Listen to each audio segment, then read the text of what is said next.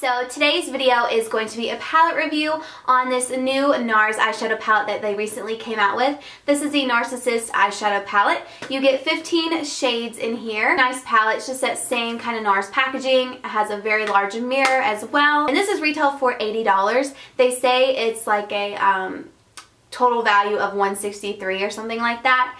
But I wanted to do a video for this palette because when I was on Sephora, I saw so many mixed reviews. And to me, it's really hard to kind of figure out what you want to do when there's so many mixed reviews. It's kind of like one of those things, it's a hit or miss.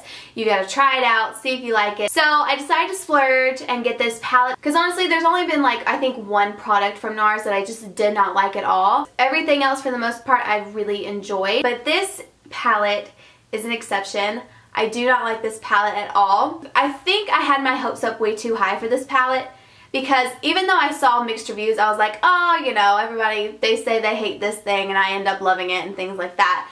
But no, I tried to do a first impression on this and I got so pissed that I quit filming the video and I was like, I'm done. I'm not even going to try with this. So I'm going to try to kind of make this video not super long. I want to get to the point, let you guys know what I don't like about it. So the pros of this palette is, first off, it's in this gorgeous packaging. I'm a sucker for NARS packaging. I think it's beautiful. You have a really gorgeous big mirror and then you have these really gorgeous shades as well.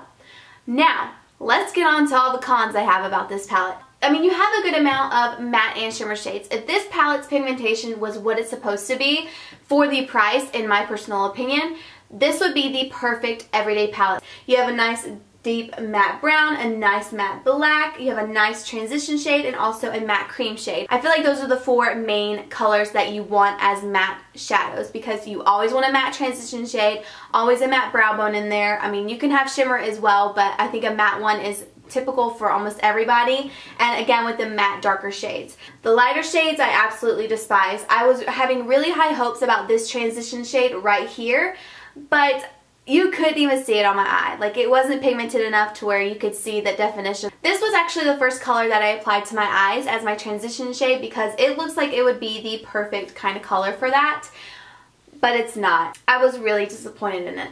This shade right next to it, I had such high hopes for this. You swatch it and it is absolutely stunning. Like, look at that. I applied it to my eyes and it is so difficult to blend. Now, I will say that the darker shades obviously do have better pigmentation than the lighter shades, but usually that's just how it goes. The darker shades are always going to have more pigmentation because they're darker. Let me just say this black is the choppiest black ever. It's not smooth. It just has like, you can't grab all the color. You can see right there on my finger that it's not a smooth formula. I mean, you can see my skin in that. That's the matte black in the palette right there. You can see it's horrible. Okay, I know I'm being pretty harsh on this palette, but I'm just being honest. If I don't like something, I'm gonna let you know why. So I'm sorry if I'm being a little harsh and a little bit, but that's just what happens sometimes. I just want to sum this whole review up with the 3 things I dislike about the palette.